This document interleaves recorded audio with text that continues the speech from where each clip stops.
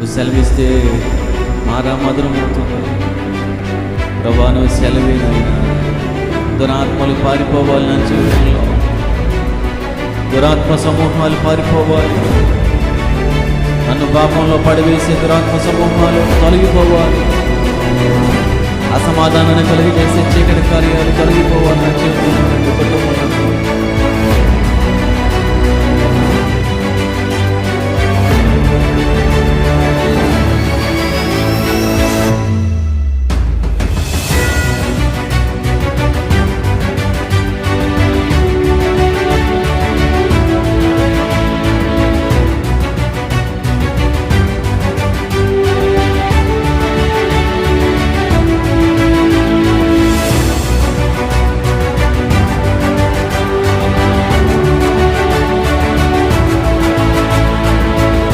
సోదరి సోదరుడు నీకు తెలియకుండానే నువ్వు హీన దశలోనికి వెళ్ళిపోతావు తెలుసా?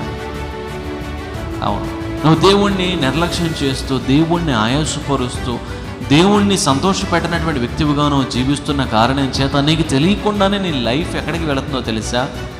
హీనతలోనికి వెళుతుంది అని నువ్వు ఈరోజు నువ్వు గమనించకపోవచ్చు. నీ జీవితంలో ఒకానొక టైం వచ్చేసరికి అయ్యో నా లైఫ్ ఏమిటి, నేను ఇంత హీన దశకి నేను చేరిపోయాను.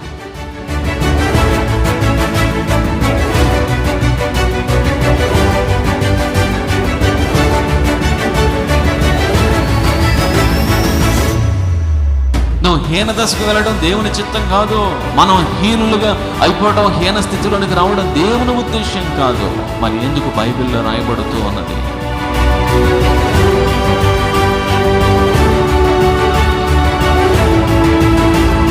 దేవుని సన్నిధిలో ప్రార్థన చేయటం మరిచి, దేవుని సన్నిధిలో ప్రాధేయపడకుండా, ప్రభు సన్నిధిలో పశ్చాత్తాపడకుండా, ప్రభు వైపు తిరగకుండా కొన్నిసార్లు దేవుని మీదే నువ్వు కోపం తెచ్చేసుకుని కొన్నిసార్లు నాకెందుకు జరగదు, నాకెందుకు అవ్వదు, నాకెందుకు లేదు అని ఆయాసం తెచ్చేసుకొని కంగారు పడిపోయి ఏం సాధిస్తావు, ఏమి సాధిస్తావు నీ జీవితంలో?